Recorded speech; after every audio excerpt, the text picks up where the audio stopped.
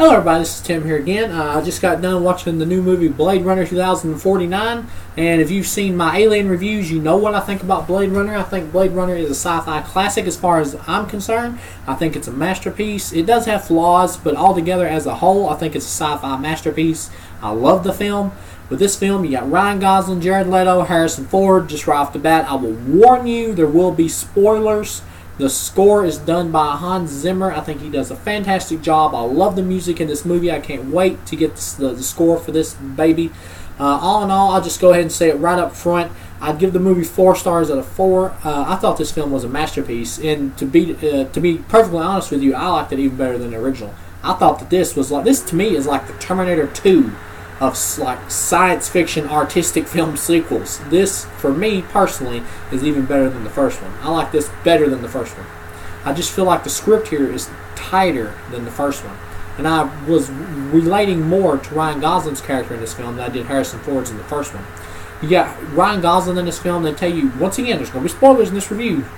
Okay, if you haven't seen the movie, you plan on seeing it, just be warned, there's spoilers here. Ryan Gosling's character is a replicant. And he's a cop. He's pretty much like Harrison Ford. In the last one, he's a Blade Runner. You kind of get the idea that maybe Harrison Ford was this kind of same thing as Ryan Gosling is here, a replicant who was specifically designed to hunt down other replicants.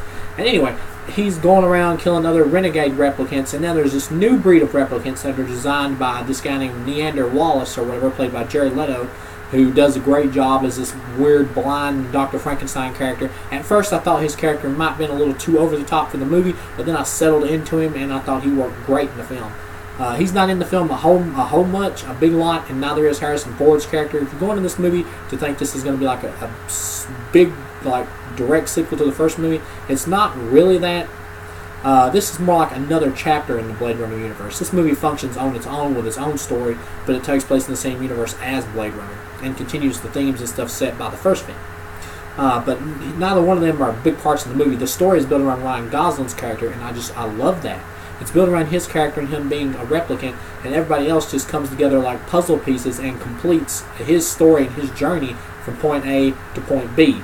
Basically, in the film, you got him, and he's got like this artificial holographic girlfriend or whatever that he loves, and you actually start to care about her character through the movie because she's with him all the time. She tries to help him out, and later on in the movie, when the bad guys like smash the chip or whatever that projects her or whatever and keeps her around, you really feel bad for Ryan Gosling because he cared about her so much.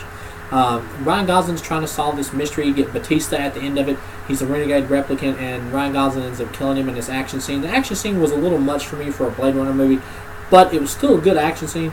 And Ryan Gosling's looking around the place, and he finds this corpse of Sean Young from the original film. And you find out that she and Deckard had a child, and Ryan Gosling thinks he's the child because he starts to have memories, and he thinks that they were real. And he goes to the place that they were from, and he finds an artifact there that he remembered burying there. It's actually a horse. Big twist later on in the movie, you actually find out that he's not the kid, and that the memories were implanted into his mind by the child who is in charge of making the replicant memories now in her life, which I thought was really cool. And I love the twist of him not actually being the kid, because the movie tries to like really drive it home into your head to make you think he is the kid. And I started to believe it because they hung around with that idea so long, and then towards the third act of the movie you find out he's not. I was like, you fooled me, movie. You fooled me. Oh, you got me. They really did. They got me on that. I didn't see that coming. I honestly thought he was just going to be the kid. And what I love about it is he just goes with his character of how he gets the idea that he is the kid, and it makes him feel like he has a purpose in life and kind of makes him feel human. You know, gives him some humanity. And he starts to think he really is the child. And then when he finds out he isn't, it breaks him. And I love that. I love that character arc. And he starts to realize that, you know, to be human is to have something to live for, to do something, to be alive, you know, really live. That's what basically the message of the film is. And so he decides to help Harrison Ford's character, who ends up getting kidnapped by Jared Leto's character. Jared Leto has this kung fu chick replicant that's with him all the time, who's really badass, and she just goes like beats the shit out of everybody, kidnaps Harrison Ford, and Harrison Ford meets Jared Leto, and I loved this like dialogue exchange between the two. Jared Leto hints that maybe Harrison Ford was sent there specifically to fall in love with Sean Young's character, and that she might have been specifically designed so they could have a kid. But Harrison Ford thinks it's bullshit. That goes along with hinting that maybe he's a replicant, maybe he isn't. The movie doesn't come out and say it either way. They go to please both parties, not to piss anybody off, and so everybody wins. And that's the way I prefer it. It works better like that as a mystery. Had they said he was or wasn't either way, it would have pissed me off either way. It works better as a mystery. And basically, Jared Leto brings out this young-looking Sean Young robot, or replicant, I mean. And Harrison Ford's talking to her, and you can see it in Harrison Ford's eyes that he's like really emotional and freaked out. Great performance by Harrison Ford here.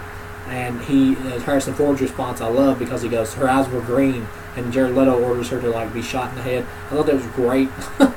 and they decide, Jared Leto sends Harrison Ford off with his female assistant or whatever, and Muscle, to be tortured for information on where the child is. Jared Leto wants the child so he can try to see what makes it ticks, or what makes her tick, by dissecting her, and find out how he can make replicants that can have kids together, so he can just make an endless supply of replicants, and he won't have to keep building them or making them himself.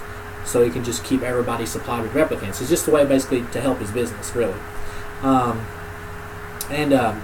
Ryan Gosling shows up and saves Harrison Ford. You get this cool fight between him and the chick replicant, and he ends up drowning her ass, which is really cool. And then the ending to this is just beautiful, in my opinion. Ryan Gosling takes Harrison Ford to see his child for the first time. She's like this girl who's trapped behind this glass, kind of like Bubble Boy with John Travolta. She can't come in like contact with the outside world because of germs or whatever. She has a weak immune system. And Harrison Ford just like puts his hand on the glass as like the movie's getting ready to end. And Ryan Gosling is outside. You find out he was really severely wounded by the replicant chick or whatever, Jared Leto's Muscle. And he lays down on the ground or on the steps, and the snow is hitting his face in a beautiful shot. He's got like sort of a smirk or a type of smile on his face, so you can tell he's happy. You know, he feels like he's died with humanity intact, like he's found his humanity, he found his soul, essentially. And it's just a really beautiful ending. And the movie just stops there. You're looking for a basic action film like them bringing down Jared Leto's character and killing him or whatever. You won't get it here. Because that's not what this film is about. It's not good versus evil. It's about a character, Ryan Gosling, his story of him finding his humanity and finding his soul. That's what this film is about. And that's why it works for me. I thought this film was beautiful visually. Visually, I loved it. Any kind of gripes about the film? Not in terms of acting. Some people will think the movie was too long, or that the pacing should have been faster. But to do that would totally defeat the purpose of this artistic film. I loved it. I could have watched another 2 hours of this. I was totally immersed into the world of this film. I could have watched another 2 hours. I know this film isn't doing well in theaters, and I can see why. The original was a flop. These are artsy films. They're not going to do well with mainstream audiences. This movie had way too high budget. The studio gave it way too high. These are artsy films. They're not going to do well with mainstream audiences. It's not going to happen. But all in all, this is a great film. It's a masterpiece, in my opinion. The music, the visuals, everything here just sucked me straight into this world, just like the original did.